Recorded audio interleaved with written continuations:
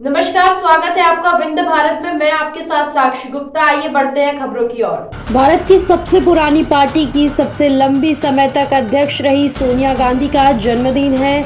Italy के सेजा में जन्मी सोनिया का परिवार रोमान कैथोलिक ईसाई था। उन्होंने इंग्लैंड की कैम्ब्रिज यूनिवर्सिटी से पढ़ाई की, जहां उनकी मुलाकात राजीव गांधी से हुई। 1965 में राजीव गांधी और सोनिया की पहली बार मुलाकात, जिसके बाद दोनों अक्सर मिलने जुलने लगे। दोनों में प्यार हुआ और शादी हुई, लेकिन राजीव गांधी के राजनीतिक परिवार से होने की वजह से सोनिया ने फैसला लेने में समय लिया। राजीव सोनिया ने शादी से पहले निश्चित किया था कि वो दोनों राजनीति से दूर रहेंगे। राजीव की भी राजनीति में वैसी इच्छाएं नहीं थी जैसे उनके छोटे भाई संजय गांधी की थी। यही कारण था कि शुरुआती दौर में राजीव गांधी पेशेवर पलटवार बने और सोनिया गांधी ने गृहिणी का जीवन जिया। सर्वे सर्वा रही। उनका राजनीतिक और सार्वजनिक जीवन करीब 38 साल का है। वह 1999 में लगातार सांसद है। इंग्लैंड में पढ़ने वाली और इटली में रहने वाली सोनिया गांधी 21 साल की उम्र में भारत आई थी। ये राजीव की ही मोहब्बत थी कि थर्ड वर्ल्ड कहे जाने वाले भारत में सोनिया गांधी ने रहना स्वीकार किया। सोनिया खुद इस बात को कहती है कि उनके लिए ये सब करना आसान नहीं था।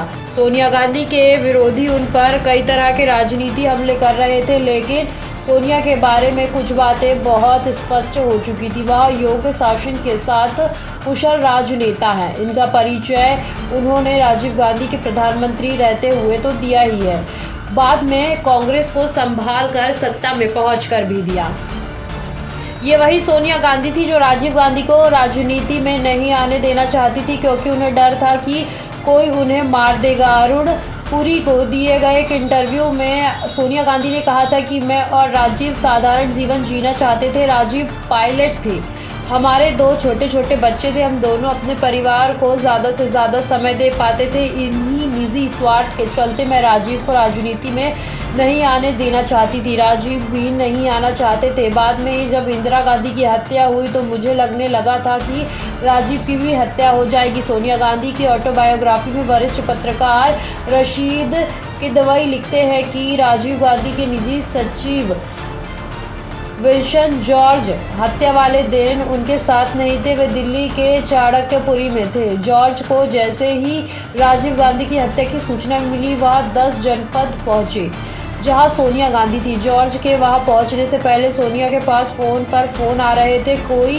कुछ कह रहा था, बस सब कुछ पूछ रहे थे, सब ठीक है ना। जॉर्ज सोनिया को बुलाते हुए 10 जनपद में पहुंचे। सोनिया ने जॉर्ज से कहा, क्या हुआ? जॉर्ज कुछ बोला नहीं पा रहे थे और घबराते हुए बोले। इस पर सोनिया ने पूछा, राजीव जिंदा है? जब जॉर्ज कुछ नहीं बोले तो सोनिया चिल्लाकर रोने लगी। इंदिरा गांधी के सलाहकार रहे आर.के. धवन बताते हैं कि जब इंदिरा गांधी की हत्या हुई तब राजीव गांधी पश्चिम बंगाल में थे। सोनिया गांधी और आर.के. धवन घायल इंदिरा गांधी को एम्स अस्पताल लेकर गए, जहां उन्हें मृत घोषित कर दिया गया। इंदिरा गांधी के शव को एम्स में ही रखा गया और सब लोग राजीव गांधी के इंतजार कर रहे थे। राजीव गांधी ने एम्स में सबसे पहले मां के पार्थिव शरीर को देखा। इसके बाद सोनिया गांधी से बात की। थोड़ी देर बाद वह दोनों सन्नाटे भरे माहौल में एक दूसरे पर चिल्ला रहे थे। आर.के. धवन के पास जाकर देखा तो सुना कि राजीव गांधी सोनिया गांधी से कह रहे थे कि पार्टी चाहती है, और रोते हुए सोनिया कह रही हैं वह तुम्हें भी मार डालेंगी।